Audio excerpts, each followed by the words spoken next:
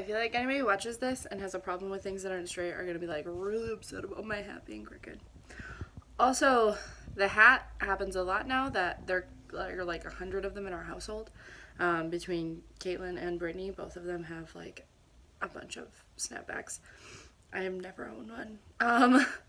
But I wear them because I would like to grow my hair out. And I may reach the stage where it just drives me nuts. So now I just keep putting a hat on. And it works. So, for those that are bothered, yeah, it's crooked. I don't care. I wanted to break up the last like 6 months into a couple of different videos so that I didn't take up too much time explaining everything. And the last video was just kind of like a, hey, I'm coming back. And so this first video I feel like I should explain since I took such a long break and I can't remember what I explained when it all happened, but my mother, my biological mother, died Easter weekend. They believe the Thursday before. They didn't find her for about 3 or 4 days before they found out and they told us what happened. She had Theo actually 2 days before and had just dropped him off at my place because he was on spring break and I wanted him to feel like he had like an actual fun spring break instead of just going to daycare. So I asked her if she would take him and he could have like a weekend at grandma's, and she of course said yes because she loves him, and one kid of course is always easier. So she took him for a couple days and then brought him back, and she was going to come back and get him actually on Thursday for the weekend, and then we would just take him back on Easter. And I tried to call her Thursday and didn't hear from her. Tried to call her Friday, didn't hear from her. Sometimes she does this thing where she would just kind of need solace, need time to herself because she was angry or just needed time. So it was like concerning, but it wasn't like unusual behavior for her. Called her Saturday to figure out Easter, nothing. We were doing Easter a little different than she wanted. But she didn't show up on Easter. We all asked where she was. Nobody knew. And that was probably the first time that I like felt uncomfortable about the situation. But again, it was like she kind of was just one of those people who like held a grudge at times like that. So it was really hard to like actually be concerned for all of us. But at the same time, she usually answered for me. So I don't know. I feel like I should have been a little more concerned. But she went through the stages, and then Monday was when they told us. And so it was a shock. She died of a brain aneurysm, most likely in her sleep, and it was a shock, and everything was very fast, and it was a whirlwind experience because it was so sudden, and I was still new to my job. I'd only been there like 2 or 3 weeks, or like a month and a half. I didn't have like funeral time. I was still on my like 90-day probation period. I went to work the day after we found out, and I worked all day and was just off.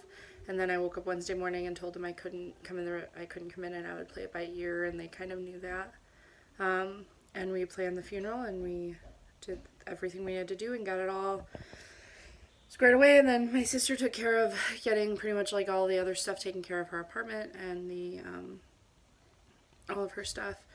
And my bosses, who are amazing, gave me funeral time, even though they didn't have to. They gave me like 12 hours of funeral time for the days that I missed that week, when they clearly didn't have to. My daycare was really great because they knew that I was driving every day up about an hour away, because she was from an hour away. And so they just were aware that it would take me longer to get back if they needed me to come get the kids. I had that good support background, but it was very lonely. And I, of course, have my siblings who I've leaned on a lot. But we've all had our own experiences with her. And so it's been different. I can hear Zozo calling me. Zoe! She must think I'm downstairs. And so I just needed time. I've had a lot of grief over it, and I still do. Grief is a thing I'm not really used to because, like, I've lost grandparents. But all of them were older and, like, were sick, or it wasn't so sudden, or I was so young it didn't come. My grandfather was kind of sudden. He and I hadn't really been close for a while, and I don't know, I've had a different way of handling it, I guess, and it's just different losing a parent.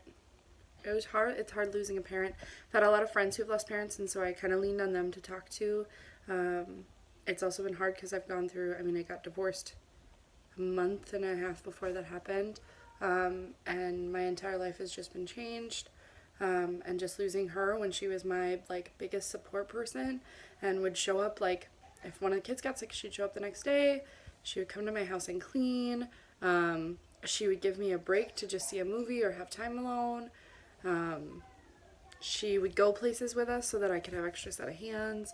She really bonded with my kids, and they loved their grandma a lot, so it was just really hard. And so I just kind of didn't have words to explain life, I felt, anymore, to make videos, and it's just a really rough situation. It sucks losing a parent. Now I have days that are better, of course, and there are days like I went and saw a movie with friends the other day, and Kate, and after we dropped off our friends, I pretty much just cried the whole way home because I like kept envisioning her Queen. We went and saw the new Freddie Mercury movie, her Queen album, and there's a scene that made me just miss having a parent, and so it sucked. So that is why I ended up deciding to kind of take a step back, because I didn't really know what else to talk about. Life felt like it shouldn't be moving forward, but it was. Like, it felt like this big thing happened, and I couldn't believe that the world was going on around me still. So I had to, like, I guess, find a way to pick up the pace again, because I just slowed down.